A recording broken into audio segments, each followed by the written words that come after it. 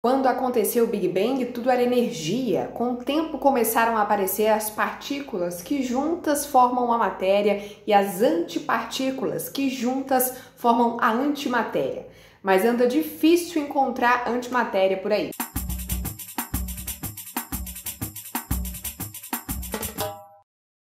Há cerca de 14 bilhões de anos aconteceu o Big Bang, o começo de tudo, uma expansão muito forte que gerou a quantidade insana de energia.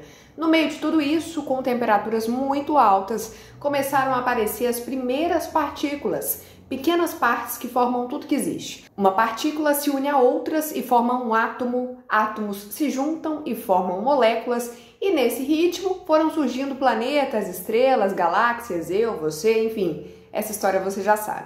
Mas tem uma conta aí que não fecha. Naquele momento em que as partículas surgiam, ao mesmo tempo, as antipartículas também eram desenvolvidas.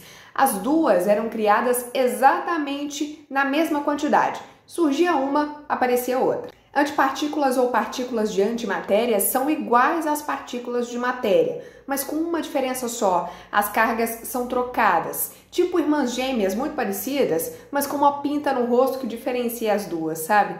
Por exemplo, a partícula elétron tem uma antipartícula chamada pósitron. O elétron, a gente sabe, tem carga negativa, já o pósitron, positiva. A antimatéria foi prevista em experimento pelo inglês Dirac em 1928 e descoberta de fato em um experimento do estadunidense Carl Anderson em 1932, quando ele achou o pósitron. Partícula e antipartícula nascem juntas, mas não podem se encontrar, senão se destroem. Esse encontro fatal gera partículas de luz, os fótons. Quando a energia é muito alta nesse encontro, são gerados raios gama. Ué, mas se for assim, não era nem pra gente estar aqui, né? Se matéria e antimatéria foram construídas na mesma quantidade e quando se trombam, se destroem, não era para existir nem matéria nem antimatéria desde a época lá do Big Bang. Era para existir só a radiação, só os resultados dos fótons liberados em cada batida dessas na época do Big Bang.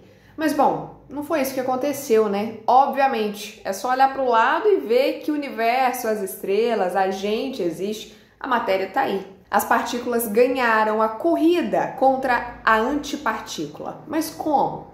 De algum jeito, a produção de matéria foi um pouquinho maior que a de antimatéria. E foi pouquinho maior mesmo, viu? Pelos estudos, se tivessem sido feitas 1 bilhão de antipartículas e 1 bilhão e 1 de partículas, já seria suficiente para a partícula, a matéria, vencer. O que explica essa produção um pouquinho maior de matéria é a violação, a quebra de algo chamado simetria CP, ou simetria carga-paridade.